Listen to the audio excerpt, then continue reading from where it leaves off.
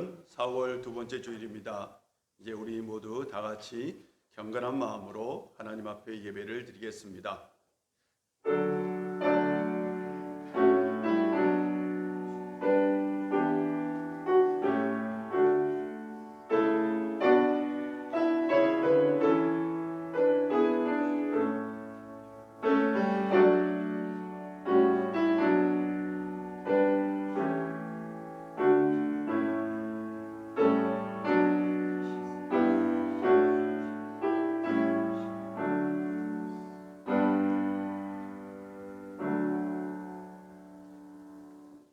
내가 죽지 않고 살아서 여호와께서 하시는 일을 선포하리로다. 여호와께서 나를 심히 경책하셨어도 죽음에는 넘기지 아니하셨도다.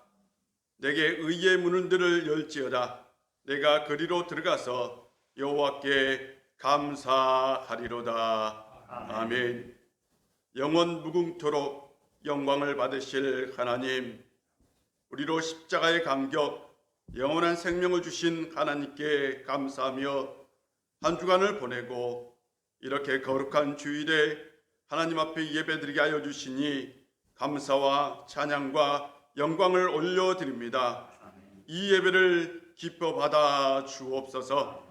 세상은 어지럽고 혼탁함으로 우리에게 다가오지만 주님의 순결하고 거룩하심으로 말미암아 우리가 살아갈 수 있음에 감사드립니다. 우리를 더욱더 거룩하게, 우리를 더욱더 순결하게 지켜주옵소서. 우리로 진리이며 복음이신 주님만 따르게 하시며 주님의 겸손함으로 세상에서 하나님의 영광이 나타나는 참된 그리스도인이 되게 하여 주옵소서. 코로나19 바이러스로 인한 상처와 아픔, 깨어진 신뢰가 예수 그리스도의 사랑으로 회복되게 하시고 이 땅에 다시는 이런 아픔이 없는 주님의 나라, 하나님 나라가 이루어지게 하여 주옵소서. 오늘도 예배의 주관자이시며 영원한 영광 가운데 계신 예수 그리스도의 이름으로 기원하옵나이다. 아멘. 다 같이 사도신경으로 신앙 고백합니다. 나는 전능하신 아버지 하나님, 천지의 창조주를 믿습니다.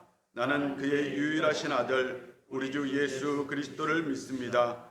그는 성령으로 잉태되어 동정녀 마리아에게서 나시고 본디오 빌라도에게 고난을 받아 십자가에 못 박혀 죽으시고 장사된 지 사흘 만에 죽은 자 가운데서 다시 살아나셨으며 오리시어 전능하신 아버지 하나님 우편에 앉아 계시다가 거기로부터 살아있는 자와 죽은 자를 심판하러 오십니다. 나는 성령을 믿으며 거룩한 공교회와 성도의 교제와 죄를 용서받는 것과 몸의 부활과 영생을 믿습니다.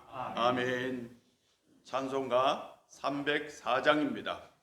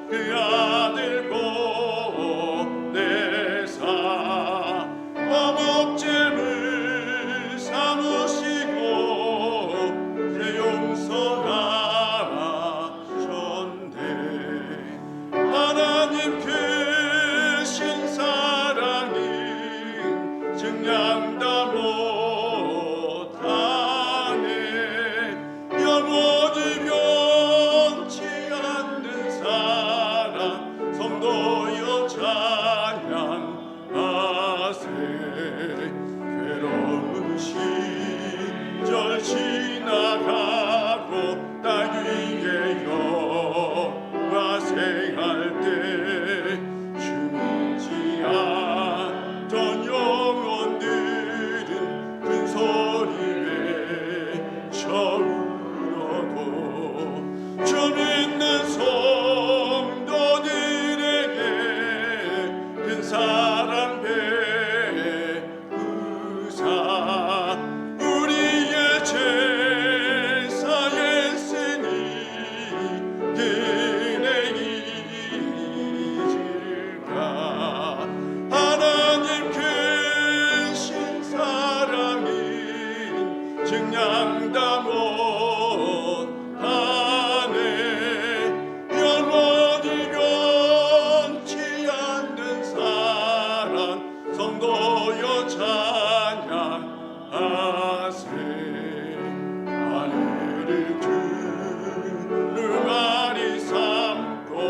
바다를 먹물 삼아도 한없는 하나님의 사랑 다 기록할 수 없겠네.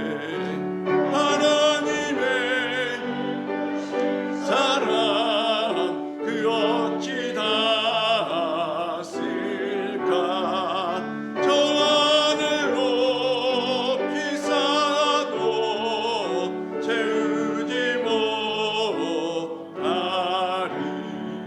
하나님 크신 사랑이 생각다 못하네. 영원히 변치 않는 사랑 선고여 찬양하세. 아멘. 하나님 말씀은 욥기입니다. 욥기 23장 3절부터 10절까지입니다.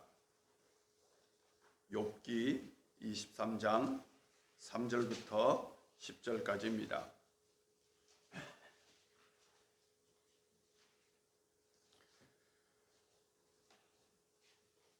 올해 우리에게 주신 하나님의 말씀입니다. 예수는 지혜와 키가 자라가며 하나님과 사람 앞에 더욱 사랑스러워 가시더라. 아멘. 오늘 우리에게 주신 하나님의 말씀입니다.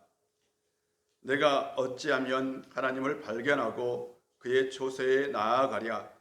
어찌하면 그 앞에서 내가 호소하며 변론할 말을 내 입에 채우고 내게 대답하시는 말씀을 내가 알며 내게 이르시는 것을 내가 깨달으랴. 그가 큰 권능을 가지시고 나와 더불어 다투시겠느냐? 아니로다. 도리어 내 말을 들으시리이다. 거기서는 정직한 자가 그와 변론할 수 있은즉 내가 심판자에게서 영원히 벗어나리라. 그런데 내가 앞으로 가도 그가 아니 계시고 뒤로 가도 보이지 아니하며 그가 왼쪽에서 일하시나 내가 만날 수 없고 그가 오른쪽으로 돌이키시나 배울 수 없구나. 그러나 내가 가는 길을 그가 아시나니 그가 나를 단련하신 후에는 내가 숨근같이 되어 나오리라. 아멘. 사랑하는 성도 여러분, 주의 이름으로 사랑하고 축복합니다. 오늘은 절기상 부활절입니다. 부활절 날 부활절 예배를 드려야 되는데요. 저희 당회에서는 이 부활절 예배를 4월 26일로 연기했습니다. 부활절 날짜는 음력을 기준인데요. 음력을 기준으로 해서 충분히 지난 다음 첫 번째 이 보름달 달이 크게 뜰 때요. 그 지난 첫 번째 주일이 바로 부활절인데요. 처음 신앙의 선배들, 그러니까 초대교회는 부활절을 6월절 날 지켰어요. 예수님께서 6월절에 이렇게 돌아가셨잖아요. 그런데 이제 이게 달력으로 좀 따지니까 굉장히 좀 복잡해요. 이 세계의 달력은 그레고리역 있고 율리우스역 뭐 이런 게 있고 음력 있고 양력 있고 그렇잖아요. 그래서 부활절 날짜를 세계 교회가 되면서 통일할 수 없었어요. 그래서 지금도 서방 교회와 동방 교회는 부활의 날짜가 좀 다릅니다. 서방 교회는 이제 그레고리역이라는 달력을 사용하고요. 동방 교회는 율리우스역이라는 달력을 사용해서 날짜가 좀 다른데요. 그래서 음력을 기준으로 하기 때문에 부활절 날짜는 통상적으로 3월 22일부터 4월 25일 사이에 해당됩니다. 저희 교회는 온 교회 교인들이 다 모여서 같이 부활절 예배를 드렸으면 좋겠다라고 당회에서 이렇게 회의를 하고 심사숙고해서 4월 26일 이제 사회적 거리두기가 다 끝나는 그 날에 온 교인이 모여서 예배를 드렸으면 좋겠다라고 생각해서 그렇게 해서 부활절을 예배를 4월 26일 날 드리기로 했으니까 이 점 교인들이 양해해 주시기를 부탁드립니다. 저는 기도하고 있습니다. 그날 우리 교인들이 다 모여서 영상 예배가 아닌 부활절 축하 예배를 꼭 드렸으면 좋겠습니다. 여러분 그렇게 꼭 기도해 주시기를 부탁드립니다. 세계 전쟁 역사에서 가장 사상자가 많은 전쟁은 세계 2차 대전입니다. 그때 사망자만 많게는 7천만 명이 죽었다고 그래요. 그러니까 굉장히 많은 사람이 죽은 거죠. 아주 끔찍한 전쟁이었는데요. 그 끔찍한 전쟁 중에 특별히 유명한 것이 바로 나치 포로 수용소죠. 이 나치 포로 수용소에서 죽어가던 유대인들이 그 죽음의 현장 속에서 했던 질문이 있습니다. 그 질문은 하나님은 어디에 계십니까? 라는 질문이었어요. 하나님은 도대체 어디에 계십니까?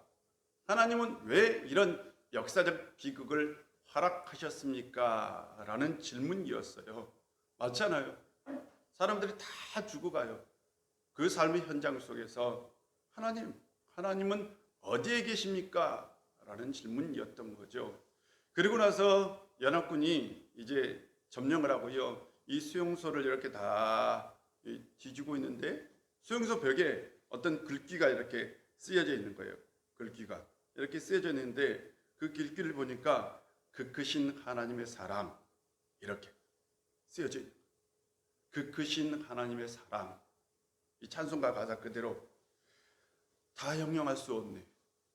이렇게 쓰여져 있는 거예요. 그래서 참 감동스러운 거죠. 바로 그 역사적 살인의 현장 속에서도 이 어떤 그리스도인은 바로 하나님의 사랑이 여기에 있다라고 생각한 거죠. 그리고 연합군이 또 이렇게 벽을 이렇게 보는데 벽에 또 이런 글귀가 쓰여져 있는 거예요. God is here. 하나님은 여기 계시다. 라고 쓰여져 있는 겁니다. 하나님은 그 비극의 현장 가운데 바로 이곳에 있다. 라고 그 누군가는 그 믿음을 가지고 그 고통을 이겨냈던 거죠. 우리는 삶의 유기 속에서 하나님이 지금 나와 함께한다. 하나님은 지금도 여기에 있다. 라는 신앙 고백을 할 수 있을까요? 주중에 특별한 좀 일이 있어서 집사님 한 분과 대화를 나누고 식사할 일이 있었습니다. 그런데 집사님께서 이렇게 말씀하세요. 목사님, 금융위기보다 더 힘들어요. 라고 얘기를 해요. 참 힘들죠. 지금 올해 세계 경제에는 마이너스 성장을 할 거라고 얘기를 하죠. 아마 많이 힘들 거라는 얘기를 합니다. 우리 교회에 미국에서 오신 장로님 한 분이 계시는데 지지난주에 저희 교회를 좀 방문해서 좀 얘기를 나눈 적이 있어요. 이 장로님께서 이제 미국에 오래 살다가 오셨는데요. 이 장로님이 이렇게 말씀하세요. 처음에는 목사님, 제가 미국에서 오래 살면서 미국이 참 좋다고 생각했는데 내가 한국에서 살아보니까 한국이 이렇게 좋은 줄 처음 알았어요. 라고 얘기를 하는 거죠. 지금 한국이 매우 좋다고. 그러면서 뉴욕에 딸이 뉴욕에서 직장을 다녔는데 지금 많이 걱정을 한다고. 그러면서 더 걱정인 게 미국이 지금 실업자가 1,000만 명이 넘었는데 그게 더 걱정이라고 얘기를 하더라고요. 통계적으로는 1,300만 명이 넘었다라고 얘기를 해요. 말이 1,300만 명이지 실업자가 1,300만 명이요. 끔찍한 일이죠. 분명히 세계 경제는 좋지 않을 겁니다. 올해는 확실히 좋지 않을 겁니다. 아마 우리나라는 수출로 먹고 사는 나라인데 우리나라에도 경제적 어려움이 반드시 올 것입니다. 아마 지금도 이렇게 체감하고 있는 분들이 있죠. 아마 우리 교인들 중에서도 이렇게 기도한 분들이 있을 것 같아요. 하나님, 내가 하나님을 믿는데 하나님 어디에 계십니까? 왜 이 전염병을 허락해서 왜 이런 어려움을 주십니까? 하나님, 라고 기도하는 분들도 있을 겁니다. 욥은요, 고난의 대명사이죠. 욥은 세상 모든 것을 다 가진 사람이고요. 그는 하나님 앞에 신실하고 하나님 앞에 의인이다라고 인정을 받은 사람이었습니다. 그런데 그는 하루아침에 모든 재산을 다 잃었고 자식들도 다 잃었어요. 물론 성경은 이것이 하나님이 주신 것이 아니라 사탄에게서 온 것이다 라고 분명하게 얘기합니다. 그런데 욥은 이것이 사탄에게 온 것을 몰라요. 그래서 욥은 하나님께 나가서 좀 질문을 하고 싶었어요. 하나님, 왜 이런 일이 있습니까? 왜 나에게 이런 일이 있는지 좀 응답해 주십시오 라고 질문하고 싶었던 거예요. 오늘 본문을 보면 내가 어찌하면 하나님을 발견하고 그의 초소에 나아가랴, 내가 어떻게 하면 하나님 앞에 나아갈 수 있을까라는 거죠. 그리고 나서 얘기합니다. 내가 어찌하면 그 앞에 호소하며 변론할 말을 내 입에 채우고 내게 대답하시는 말씀을 내가 알며 내게 이르시는 것을 내가 깨달으랴. 그는 하나님 앞에 호소하고 싶었던 거예요. 자신의 처지를 좀 얘기하고 싶었어요. 자신에게 일어난 일이 왜 일어났는지 그 하나님의 대답을 듣고 싶었어요. 하나님의 뜻을 알고 싶었어요. 그런데 하나님의 뜻을 알 수 없었다라는 거죠. 왜요? 이렇게 고백합니다. 그런데 내가 앞으로 가도 그가 아니 계시고 뒤로 가도 보이지 아니하시며 그가 왼쪽에서 일하시나 내가 만날 수 없고 그가 오른쪽으로 돌이키시나 배울 수 없구나. 내가 하나님을 앞으로 가서 찾아도 만날 수 없고 뒤로 가서도 만날 수 없고 왼쪽으로 가도 만날 수 없고 오른쪽으로 가도 만날 수 없다. 하나님을 배울 수 없었다 라고 얘기합니다. 하나님을 만나서 하나님, 왜 나를 이 고난 가운데, 왜 내가 이런 고난을 당해야 합니까? 왜 내가 고난당할 때 하나님은 어디에 계셨습니까? 라고 묻고 싶었지만 하나님은 아무런 응답이 없었다라는 거지요. 하나님 어디에 계십니까? 라는 질문은 욥에게도 해당될 수 있지만 실은 구약 성경 전체에 흐르는 질문이기도 합니다. 이스라엘 백성들은 하나님을 부인하지는 않았습니다. 하나님의 존재 자체를 부인하지는 않아요. 그들은 분명히 하나님을 믿었습니다. 하나님을 믿었지만 하나님이 도와주지 않는다고, 자신들이 어려움 가운데 있을 때에, 자신들이 고난 가운데 있을 때에 하나님께서 도와주지 않는다고 하나님께 호소합니다. 하나님의 아무 응답이 없자 그들은 우상에 빠지기 시작합니다. 수요일날 스바냐서를 나누고 있는데요, 이스라엘 백성들의 가장 큰 문제는 양다리 신앙이었습니다. 한 발은 하나님께로, 한 발은 바알에게로 발을 담그고요, 더 이로운 쪽으로 늘 기울어졌어요. 바알이 복을 주면 바알 쪽으로, 하나님이 복을 준다고 생각하면 하나님 쪽으로 이렇게 기울어지는 신앙을 가지고 있었습니다. 이것 이면에는 하나님의 존재, 하나님의 그 살아계심을 믿지만 하나님이 어디에 계시냐라는 의문에서 나왔던 거죠. 그들은 하나님이 늘 복을 주신다고, 형통케 하신다고, 번성하게 하신다고 생각했어요.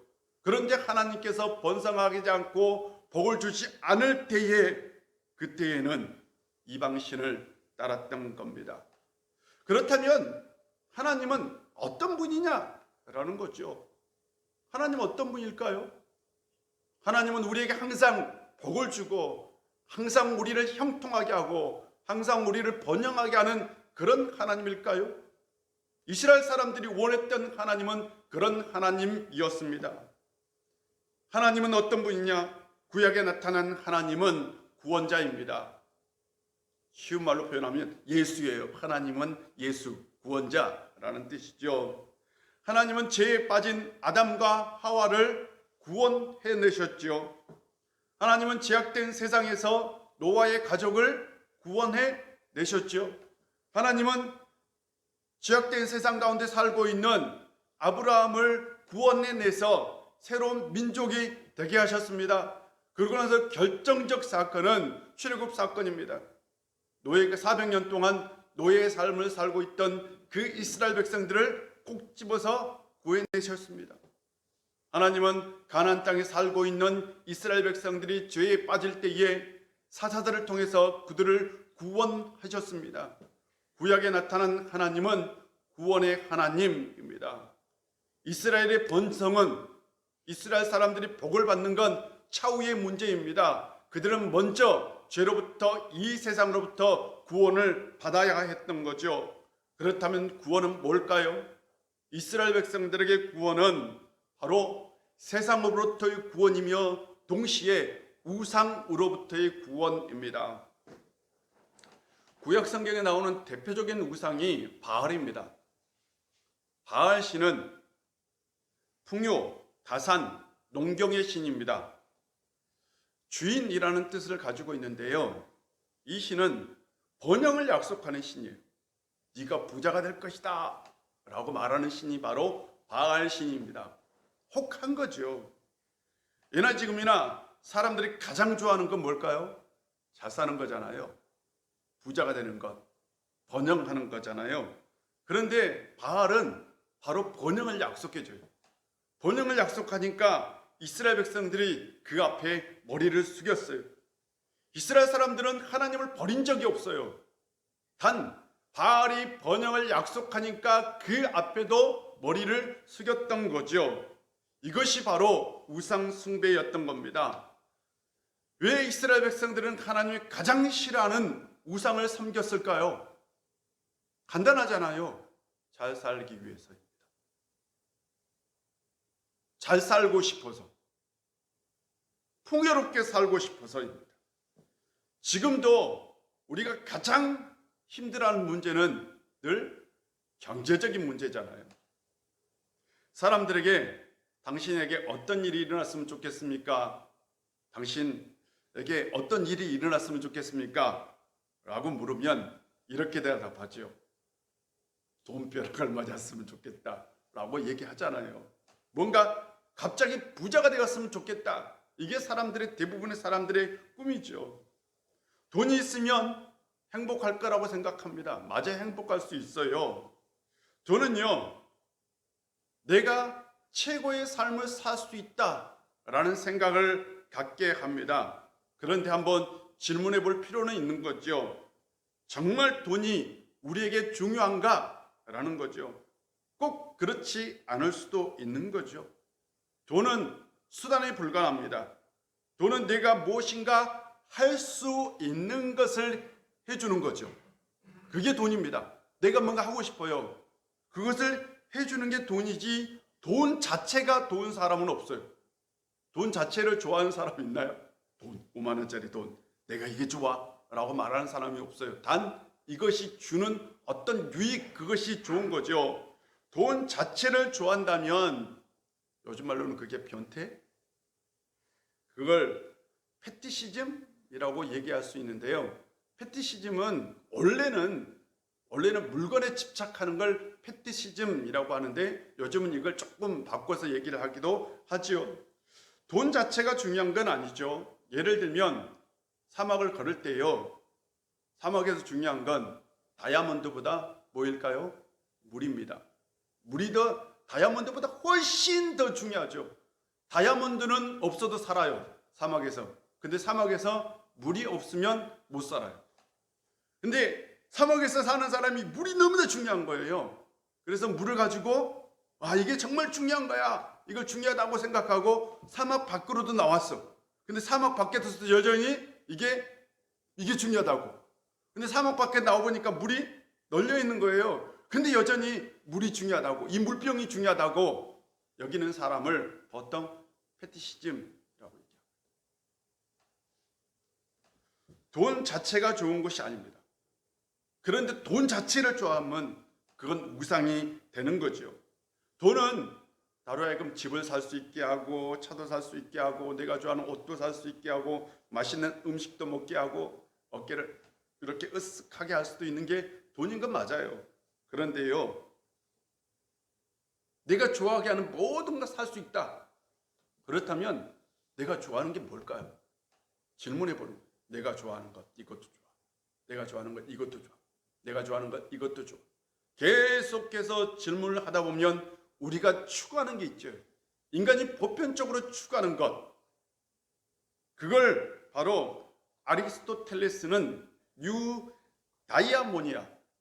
다이모니아라고 얘기했어요. 유다이모니아라고 얘기했는데요. 유는 간단합니다. 그냥 좋은 거예요. 유는 좋은 것. 다이모니아는 정신입니다. 그러니까 정신에 좋은 것이라는 뜻인데요. 좋은 정신이라고 표현하지만 이걸 요즘 말로 표현하면 웰빙이라고 얘기할 수 있고요. 또 다른 말로 해석하면 행복이라고 얘기할 수 있습니다. 행복한 거예요. 여러분 궁극적으로 여러분이 추구한 거 뭘까요? 행복한 거잖아요. 왜 돈을 많이 벌고 싶어요? 사람이 행복하고 싶어서. 그런데 행복하고 싶어서 돈을 버는데 돈을 벌다 보니까 돈 자체가 수단이 아니라 목적이 되어버린 거죠. 그때 이 돈은 우상이라고 표현합니다. 우상이란 뭘까요? 우상은 간단합니다. 사람은요, 뭔가를 고정하고 싶어 하는 욕구가 있어요. 그래서 사람이 잘 변하지 않아요. 잘 변하지 않습니다. 사람은 뭔가 꼭 붙들려고 하는 욕망이 있어요. 그래서요, 환경이 바뀌는데도 변화를 거부하는 속성을 가지고 있습니다. 사막에서 물이 중요합니다. 중요하잖아요, 물이. 그래서 물병이 너무나 중요해. 그래서 사막 밖으로 나와서도 이것이 중요하다고 생각하는 것, 이것이 바로 고정된 거잖아요. 이게 바로 우상인 거죠. 우상은 실은 고정된 상이라는 의미를 가지고 있습니다. 우리가 뭔가를 고정시켜서 그것이 최고다. 돈이 최고다. 그것이 곧 우상인 거죠. 이스라엘 백성들은 새 땅에 들어왔어요. 새로운 땅, 가나안 땅에 들어왔습니다. 그들에게는 이제는 세상 가치관에서 하나님 나라의 가치관으로 넘어가야 됩니다. 그런데요, 여전히 그들은 세상적 가치관인 번영이 좋다고 생각한 거예요. 세상적 가치관인 부가 좋은 거죠.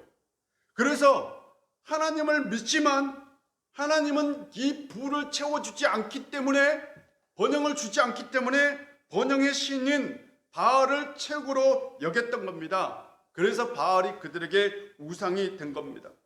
바알은 번영의 신입니다. 부의 신입니다. 세상은 부와 번영이 최고라라고 얘기합니다. 그런데 하나님은 한 번도 그렇게 말씀하신 적이 없습니다. 성경을 보세요. 번영과 부가 최고다? 하나님이 그렇게 말씀하신 적이 없다고요. 그런데 이건 이전에 가졌던 세상이 주는 가치관이었던 거죠. 세상 가치관에 빠지면 가난이 실패이고 저주입니다. 세상 가치관에 빠지면 번영이 축복이고 성공입니다. 세상 가치관에 빠지면 하나님도 번영의 하나님이 되어야 되고요, 부의 하나님, 성공의 하나님이 되어야 합니다. 이때 하나님은 본질적 하나님이 아니라 우리에게 도구적 하나님이 되어버린 거죠. 그렇다면 구원은 뭘까요? 바로 이 우상으로부터 벗어나는 것, 그것이 구원인 거죠.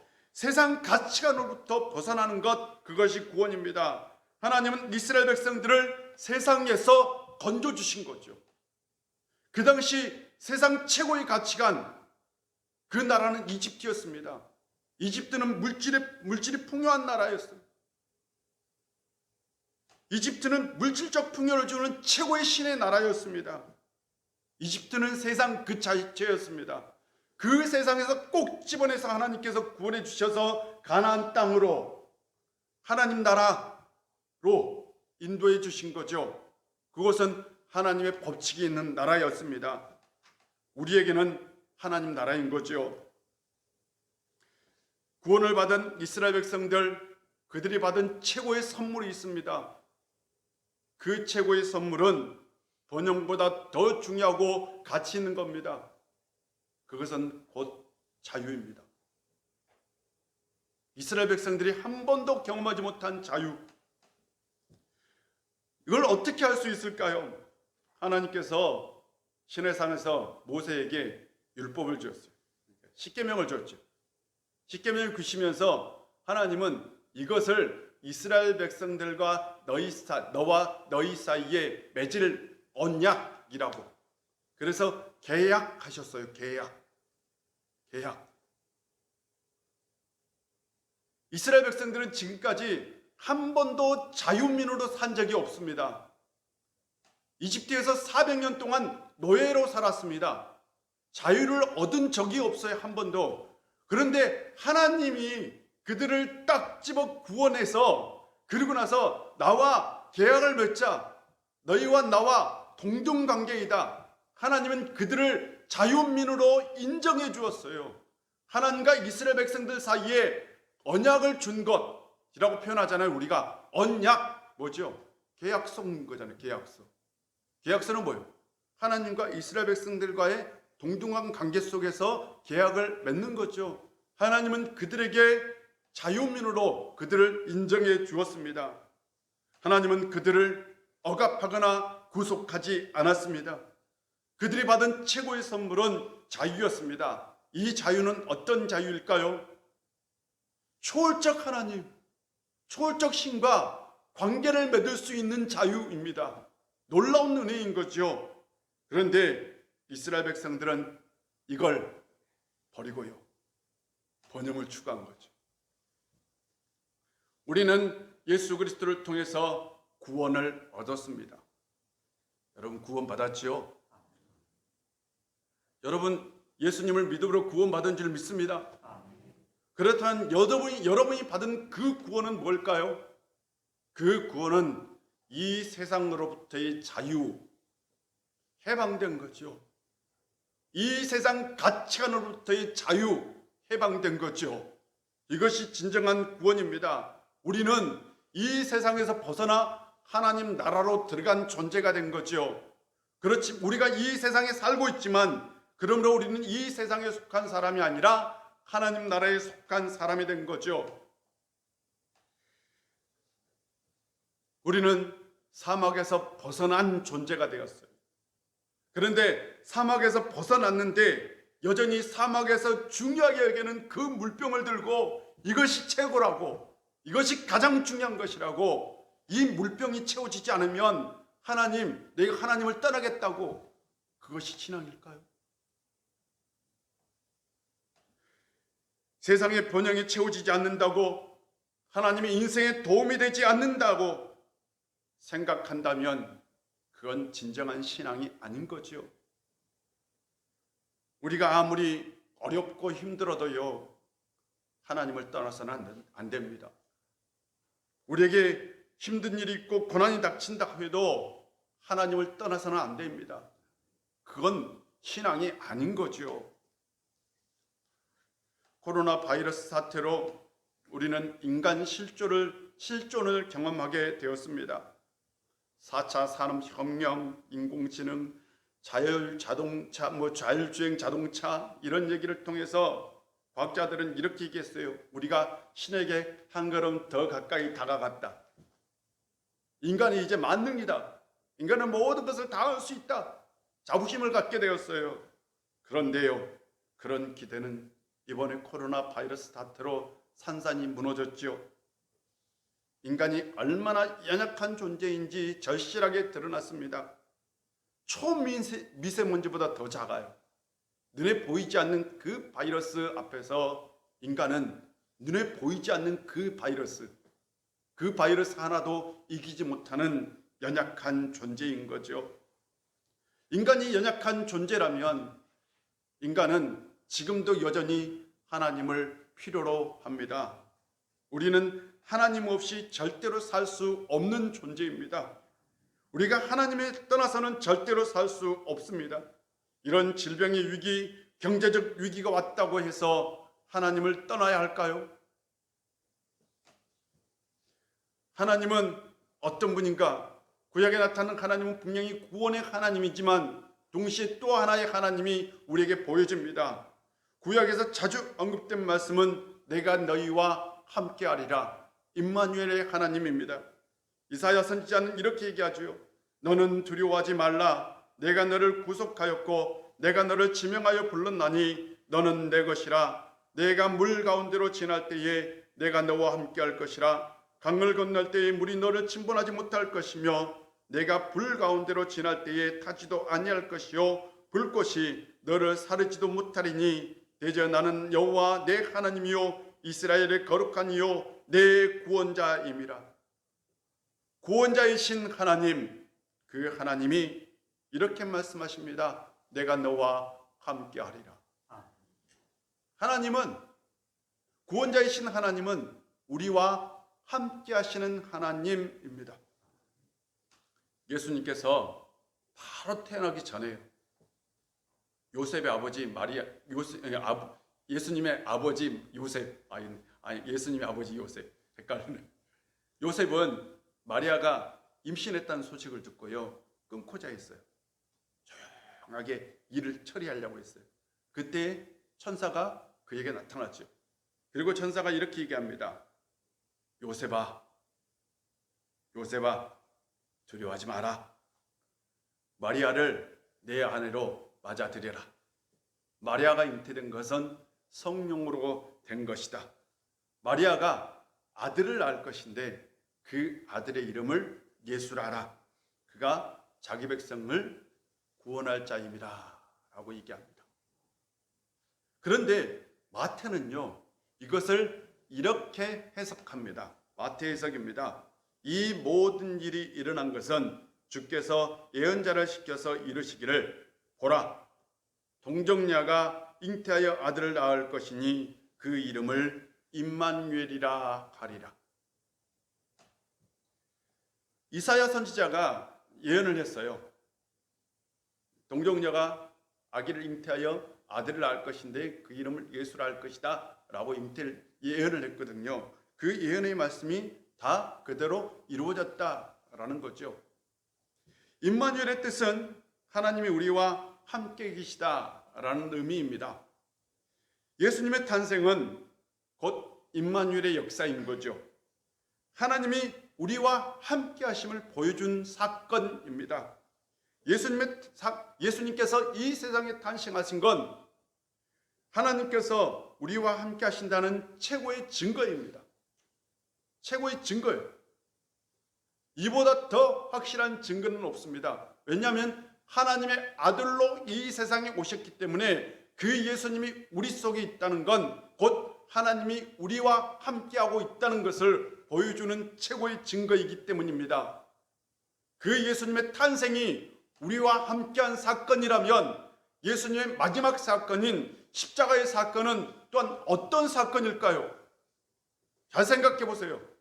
예수님의 탄생 자체가 하나님이 우리와 함께한 사건이라고요. 그러면 그 십자가의 마지막 십자가의 사건, 그 사건은 어떤 사건이냐고요? 그 사건 또한 하나님이 우리와 함께한 사건은 아닐까요?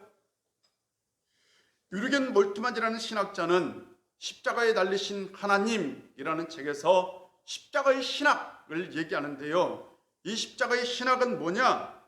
하나님께서 십자가 위에서 우리를 위해서 아낌없이 다 내어놓으셨다. 하나도 아끼지 않고 우리를 위해서 다 내놓으셨다. 이것이 바로 십자가의 사건이다 라고 얘기합니다. 하나님은 십자가 위에서 사랑하는 아들을, 그 아들을 내놓으셨지요. 이것이 바로 십자가의 은혜입니다.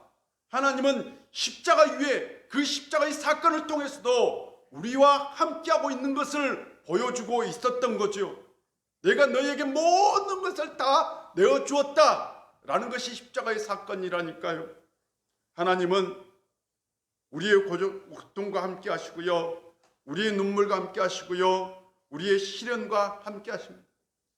하나님은 우리의 모든 문제를 해결하신 분이 아니라 우리의 인생의 모든 삶 가운데 함께 하시는 분이라고요. 우리는 전능하신 하나님을 믿습니다. 이 전능이라는 말을 우리는 만능으로 이해할 때가 있어요. 하나님이 우리의 인생의 모든 문제를 다 해결해 주는 만능의 하나님이 아니라요, 하나님은 늘 우리의 인생 작은 것에도, 조그마한 것에도, 작은 눈물에도, 여린 마음에도 함께 하시는 전능하신 하나님이라고요. 하나님은 낮고 낮은 자리에도 함께 하시고요, 눈물과 고통의 현장에도 함께 하시고요, 전쟁이 난무하는 그 역사 속에도 함께 하시고요, 전염병 가운데 죽어가는 사람들 가운데도 함께 하십니다. 하나님은 그들 가운데 함께 하시며 같이 고통을 나누시고 같이 눈물을 흘리시며 같이 동행하시는 분, 그분이 바로 하나님이지 인간의 모든 문제를 다 해결하는 분이 하나님이 아니라고요. 하나님은 지금도 우리와 함께 하시는 임마누엘의 하나님이라는 거지요.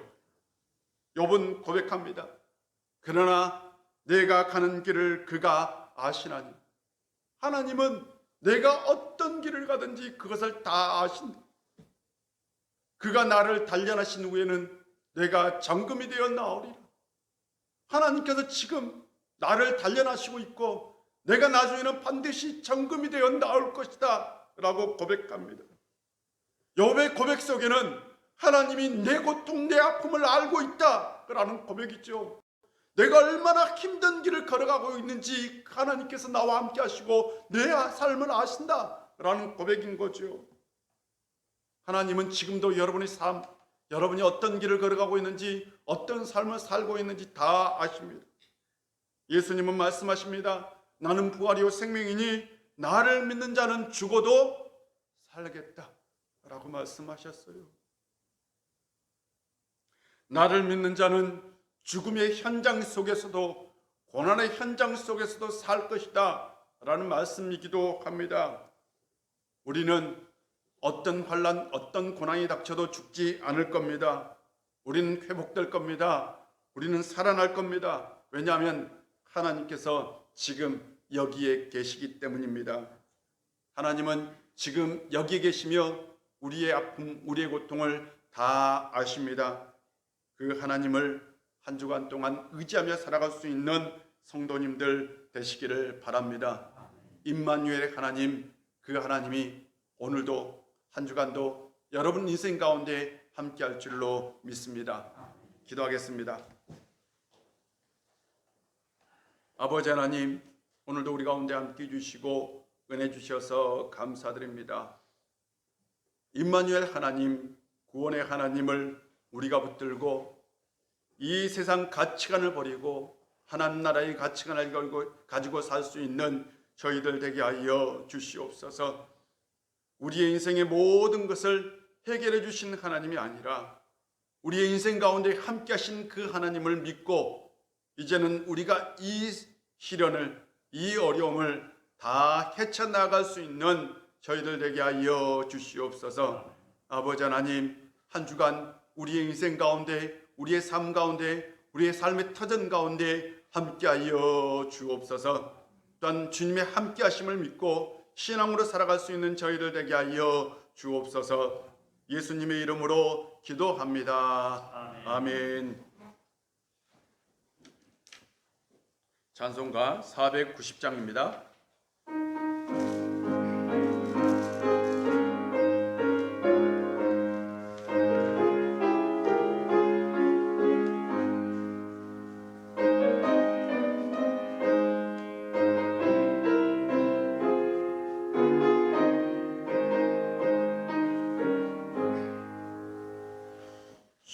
신앙 가운데 꿈에 배었으니 그 꿈이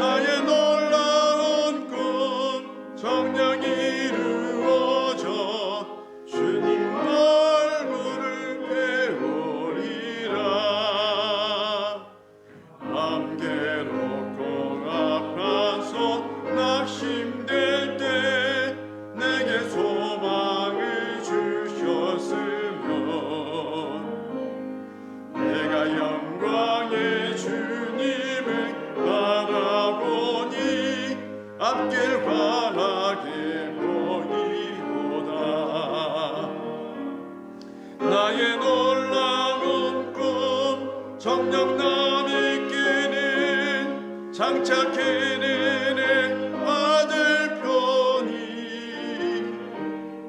나의 놀라운 그 정령이 이루어져 주님 얼굴을 배우리라.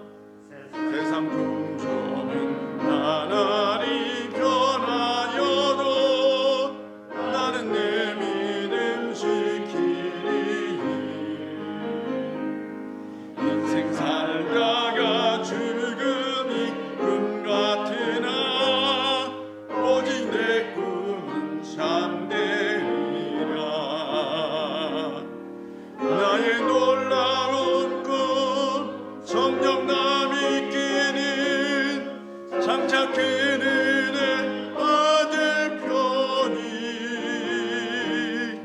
나의 놀라운 꿈 정령이 이루어져 주님 얼굴을 배우리라.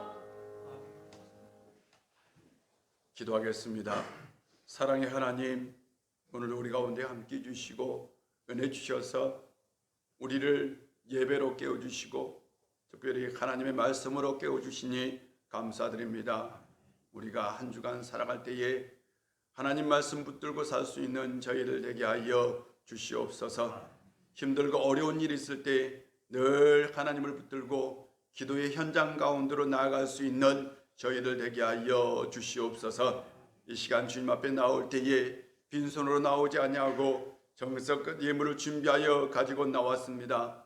이 예물을 받아주시고 흠양하여 주시옵시고 이 예물을 통해서 이 땅 가운데 하나님 나라가 이루어지게 하여 주시옵시고 특별히 임마누엘의 역사, 하나님의 함께하심의 역사가 모든 인생들 가운데 다 이루어지게 하여 주시옵소서. 아버지 하나님, 우리가 한 주간 살아갈 때에 힘들고 어려운 일이 있을 때마다 하나님께서 함께 해주시고 하나님의 함께하심을 믿고 그 어려움을 믿음으로 기도함으로 말씀으로 헤쳐나갈 수 있는 우리 우일의 모든 권속들 다 되게 하여 주시옵시고 또한 하나님께서 필요할 때마다 복의 복을 주시어서 우리 우일의 모든 권속들 복된 인생 살게 하여 주시옵소서. 아버지 하나님, 오늘도 각 가정에서 예배하는 모든 손길들을 위해 하나님께서 친히 함께하여 주시옵시고 한 주간 살아갈 때에 온전히 믿음으로 신앙으로 신앙을 잃지 않고 살아갈 수 있는 성도님들 되게 하여 주시옵소서. 감사드리며 예수님의 이름으로 기도합니다. 아멘.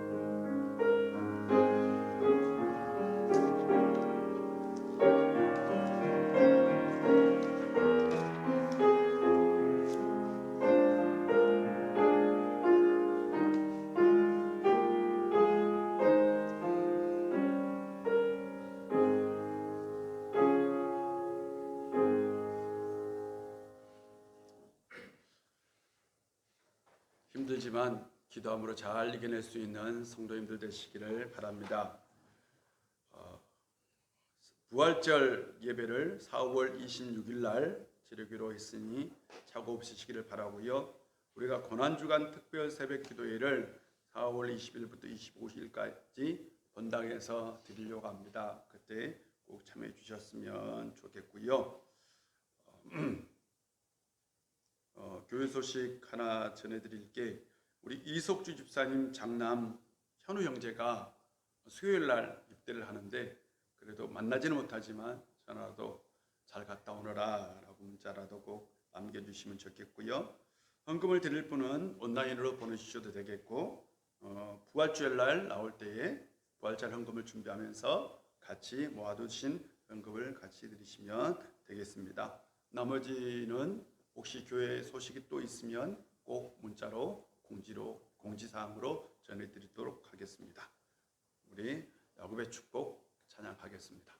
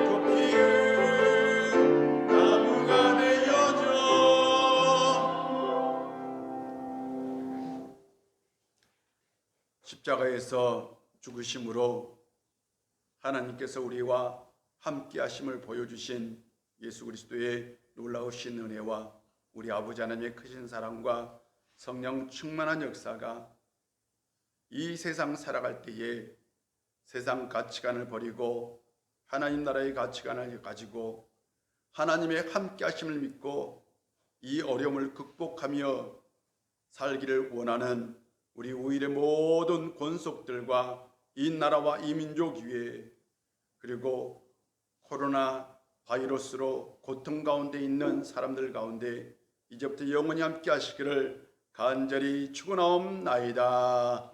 아멘.